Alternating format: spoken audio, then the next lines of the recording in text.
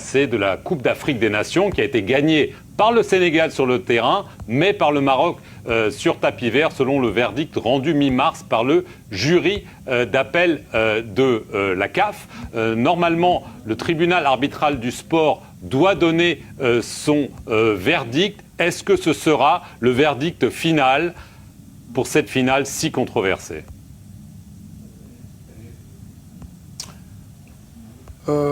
Je voudrais, avant de répondre à votre question, si vous me permettez, de remercier Sa Majesté Mohamed VI, roi du Maroc, qui, à travers sa fédération dirigée par le président Fawzi Leria, qui nous ont mis, mon administration d'abord, dans de très bonnes conditions. Ensuite, ce que je dois dire, à ce stade, je n'ai rien à dire sur le fond de cette affaire, puisque la procédure à laquelle, il faut bien le souligner, ni président Motsepe, ni son secrétaire général moi-même avons pris part. Cette procédure n'est pas arrivée à son terme.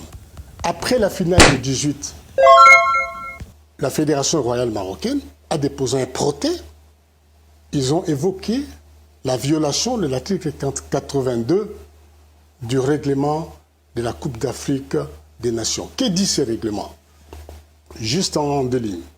Ce règlement dit, si pour n'importe quelle raison une équipe se retire de la compétition, ne se présente pas à un match ou refuse de jouer ou quitte les terrains avant la fin réglementaire du match, sans l'autorisation de l'arbitre, elle sera considérée perdante et sera définitivement éliminée de la compétition en cours. Voilà ce que le Marocain, dans leur protège, dit, cette disposition a été violée. Mais cette première instance, elle, qui est la commission de discipline, il a dit, ce n'est pas le cas. Alors, le Marocain, ils ont utilisé leur droit de faire appel, ils ont fait appel pour que l'article-là s'applique. Deuxième instance a donné raison à la Fédération royale marocaine de football. Donc, on a des décisions de deux organes complètement opposés. Ça, les gens critiquent ça, peut-être c'est l'émotion, mais ça montre aussi l'indépendance de ces deux institutions.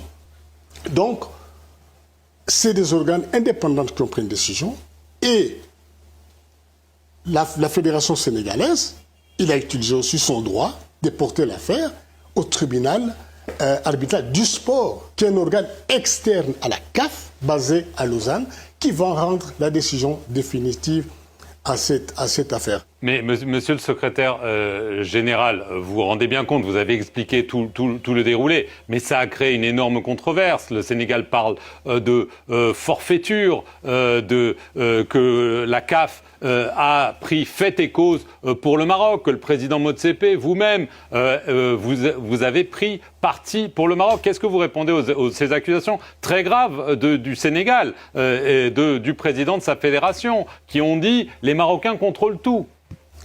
Non, mais ça, c'est parce que c'est peut-être les émotions qui ont pris le dessus. Parce que vous avez vos droits. Mais comme je dis tout à l'heure, le président Motsepe et moi-même n'étions même pas là. Si vous n'êtes pas content de cette décision-là, vous l'attaquez. Ceux qui disent qu'ils contrôlent, qui contrôle quoi, mais qui nous amènent de preuves.